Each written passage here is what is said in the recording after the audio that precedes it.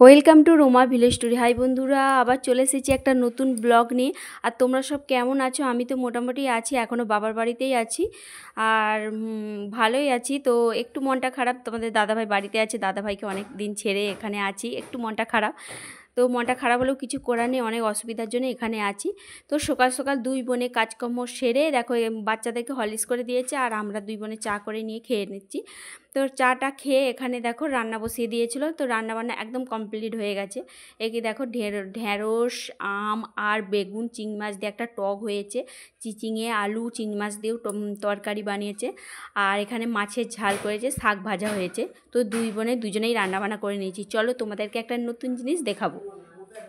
তো এখানে দেখো নাচ প্র্যাকটিস করছে। তো আমার বোন এটা নাচ প্র্যাকটিস করছে, তো কী গানে নাচছে এটা সেটা তোমার দিকে কমেন্ট করে জানাতে হবে।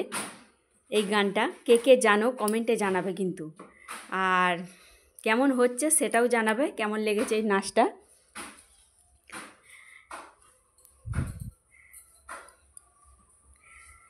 আর দেখো এখানে হচ্ছে একটা অনুষ্ঠান আছে, সেই গানে সেখানে হচ্ছে নাচবে বলে এই নাচটা প্র্যাকটিস করছে, আগে থেকে প্র্যাকটিস করে নিচ্ছে।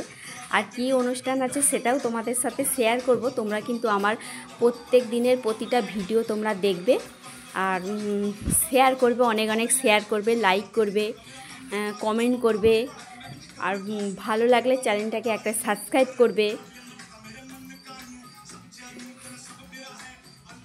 ও কিন্তু মোটামুটি নাচে ভালো, নাচ যে শিখে তা নয়, নাচ কিন্তু শিখে না, কিন্তু নাচ না শিখেই ও খুব সুন্দর নাচে।